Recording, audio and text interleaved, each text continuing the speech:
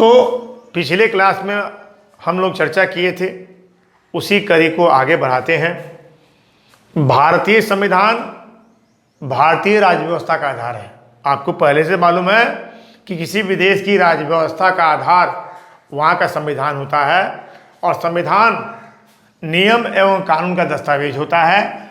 और भारतीय संविधान एक संविधान सभा द्वारा बना है। भारतीय संविधान का निर्माण संविधान सभा द्वारा हुआ है, और वह संविधान सभा निर्वाचित थी, और वह संविधान भारत में लोकतांत्रिक पद्धति पर आधारित संसदीय प्रणाली की दोहरी सरकार की स्थापना करता है। यहाँ 3 शब्द है जिसकी विवेचना जरूरी है।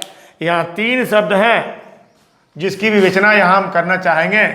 पहला है लोकतांत्रिक, दूसरा है संसदीय प्रणाली,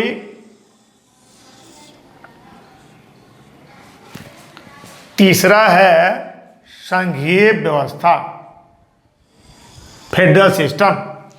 तो सबसे पहले मित्रों मैं बताना चाहूँगा कि लोकतांत्रिक जो शब्द है वो लोकतंत्र से बना है।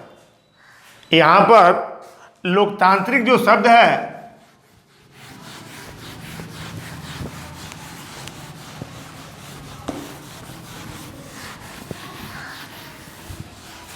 लोकतांत्रिक जो शब्द है ये लोकतंत्र से बना है।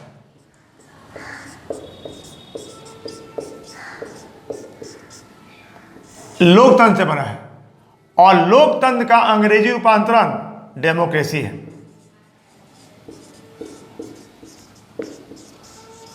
लोकतंत्र का अंग्रेजी रूपांतरण क्या है? डेमोक्रेसी है। लोकतंत्र का अंग्रेजी रूपांतरण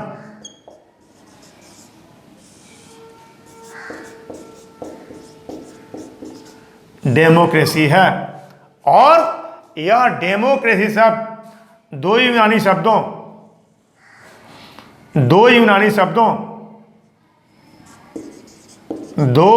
शब्दों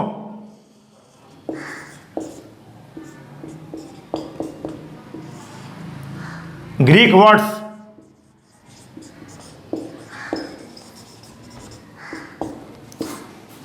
डेमोस एवं क्रेसिया से मिलकर बना है। डेमोस और क्रेसिया से मिलकर बना है। डेमोस का अर्थ होता है जनता,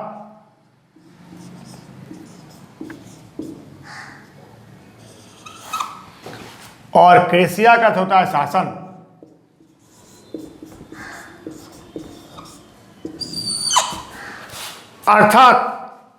अर्थात लोकतंत्र अर्थात डेमोक्रेसी का शाब्दिक अर्थ क्या है? अर्थात जनता का शासन। जनता का शासन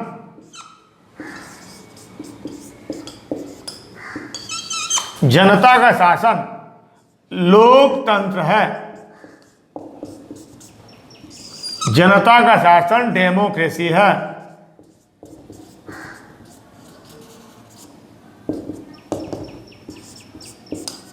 तो डेमोक्रेसी का शाब्दिक अर्थ क्या हुआ? जनता का शासन। क्यों? डेमोक्रेसी 2 यूनानी शब्दों डेमोस और क्रेसिया से मिलकर बना है। डेमोस का अर्थ जनता, क्रेसिया का अर्थ शासन होता है। और दोनों शब्दों को मिला दें तो इसका सीधा अर्थ हुआ जनता का शासन।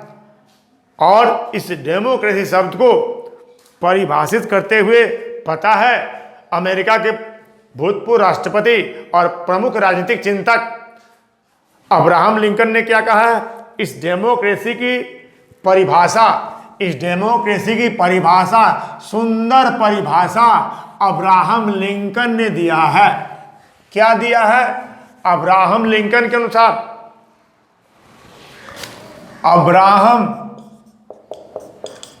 लिंकन के अनुसार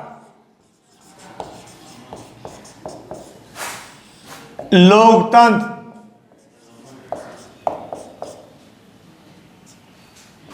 जनता का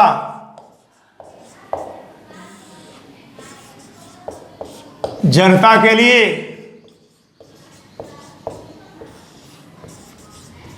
जनता के लिए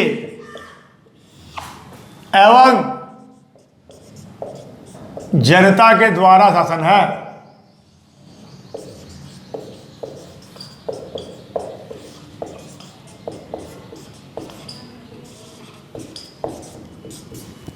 इसका मतलब कि democracy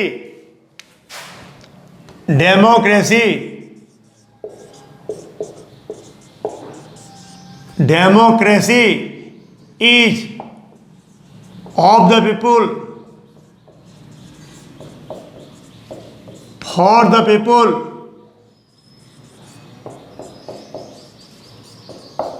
and by the people.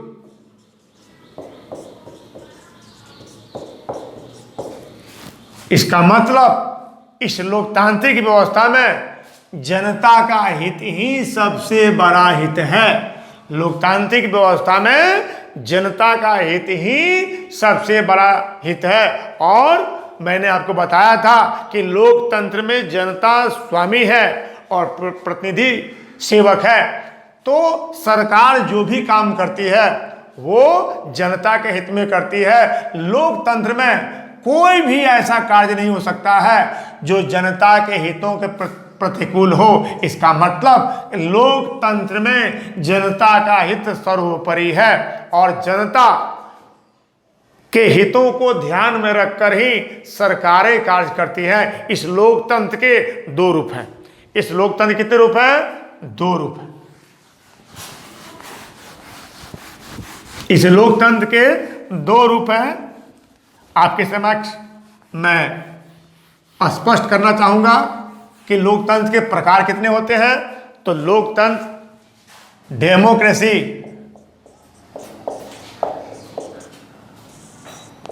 Democracy के दो रूप हैं। पहला है प्रत्यक्ष लोकतंत्र,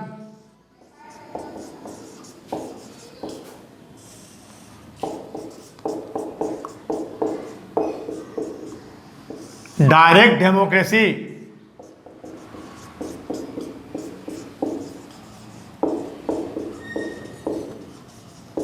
दूसरा है अप्रत्यक्ष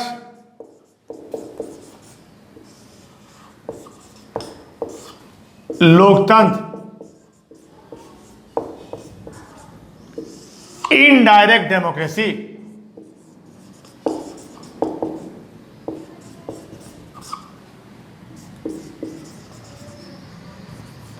इनडायरेक्ट डेमोक्रेसी।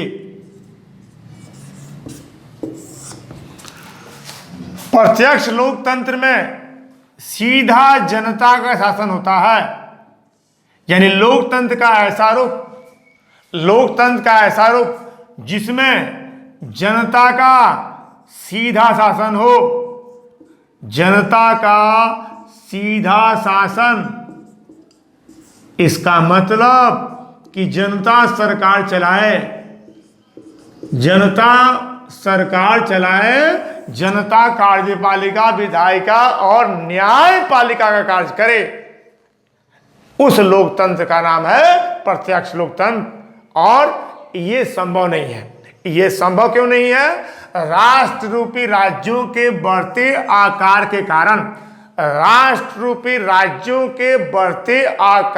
कारण प्रत्यक्ष लोकतंत्र संभव नहीं है।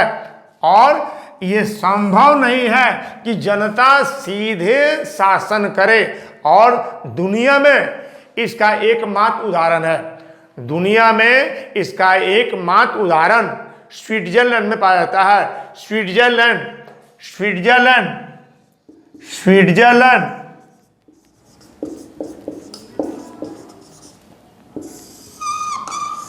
के कैंटीनों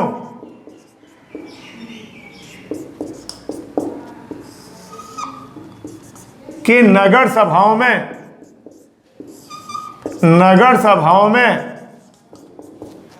प्रत्यक्ष लोकतंत्र का उदाहरण मिलता है। दुनिया में अगर पूछा जाए आपसे कि प्रत्यक्ष लोकतंत्र कहीं है, तो उसका आपका उत्तर होगा कि हाँ है। कहाँ पर है? तो स्विट्जरलैंड में है। स्विट्जरलैंड में पूरे देश में है? तो नहीं, पूरे देश में नहीं है। स्विट्जरलैंड के कैंटीनों के नगर सभाओं में है।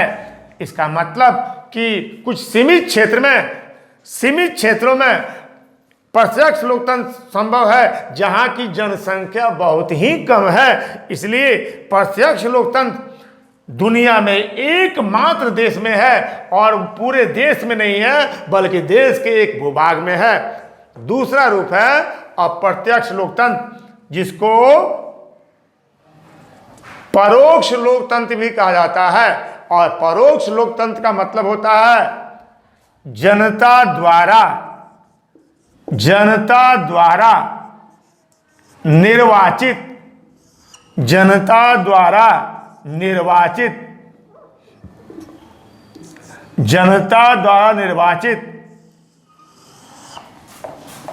प्रतिनिधियों के शासन। जनता द्वारा निर्वाचित प्रतिनिधियों का शासन। इसका मतलब कि अप्रत्यक्ष लोकतंत्र या परोक्ष लोकतंत्र में जनता स्वयं शासन नहीं करती है, जनता के प्रतिनिधि शासन संचालित करते हैं। जनता स्वयं शासन नहीं करती है, बल्कि जनता अपने प्रतिनिधि का चुनाव करती है, और प्रतिनिधि जनता के लिए शासन व्यवस्था को जनता के हित में संचालित करते हैं। और दुनिया के देशों में अप्रत्यक्ष लोकतंत्र का ही उदाहरण सर्वत्र है। दुनिया के देशों में अप्रत्यक्ष लोकतंत्र की व्यवस्था कायम है, और भारत में भी अप्रत्यक्ष लोकतंत्र है। चाहे वह संसद हो, चाहे विधानमंडल हो, चाहे पंचायत हो, चाहे नगर पालिका हो, वहां पर प्रतिनिधि मूलक व्यवस्था है। इसलिए अप्रत्यक्ष लोकतंत्र को प्रतिनिधि